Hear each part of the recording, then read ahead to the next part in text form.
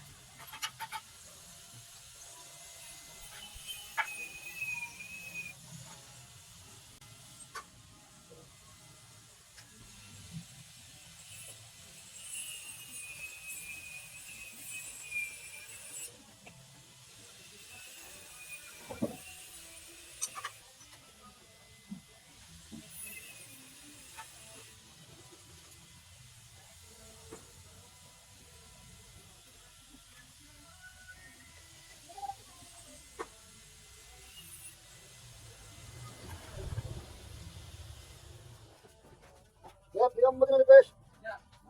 Ito, i-request na ako eh. I-request na ako. I-request mo to.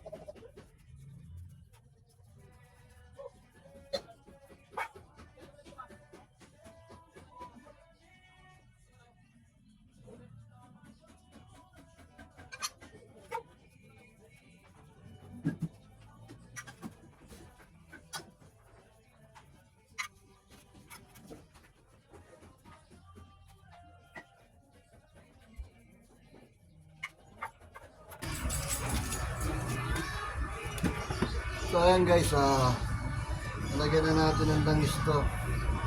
So assemble ko na yung clutch niya.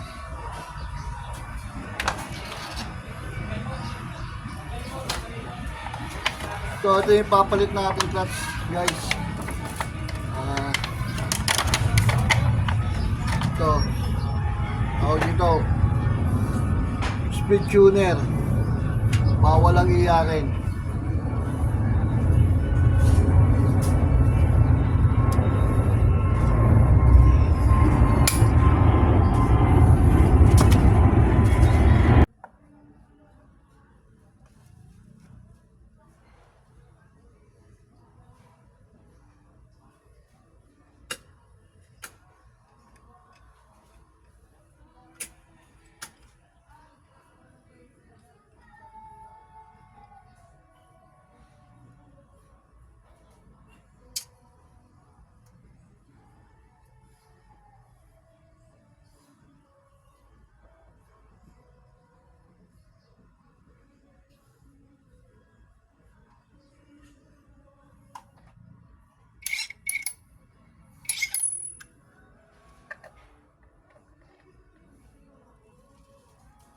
So, naikabit ko na guys, medyo makunat lang.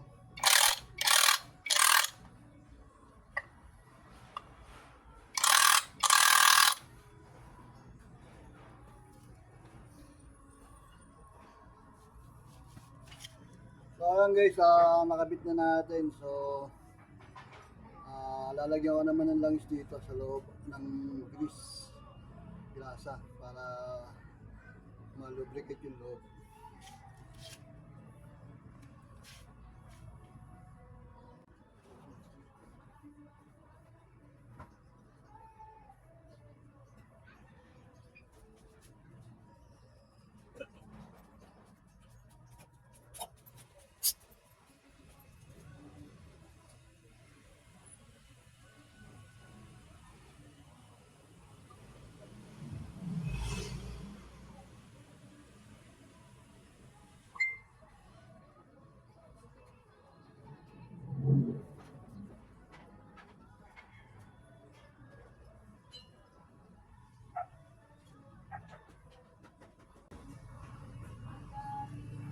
So, ayan guys, lalagyan na natin ng grasa. High temp pala yung ginagamit kong grasa dito, high temp.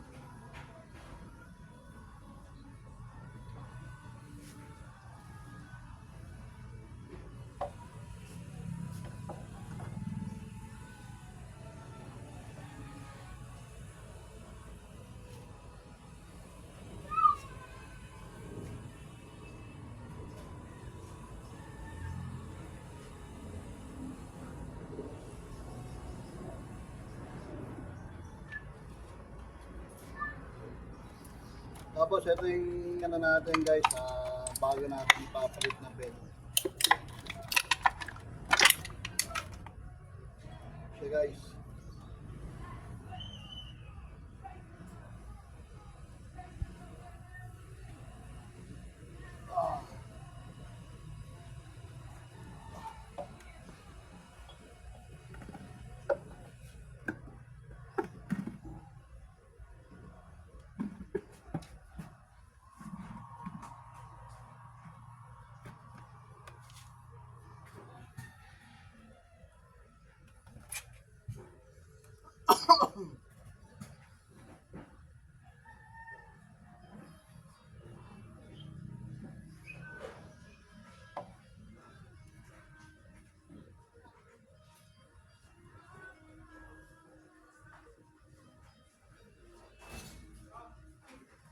Ayan guys, nakabit ko na.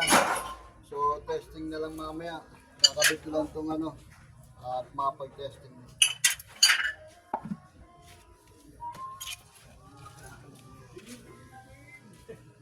So ayan guys, nakabit ko na. So na-start ko na rin to. So start ko ulit. Tingnan natin kung ano.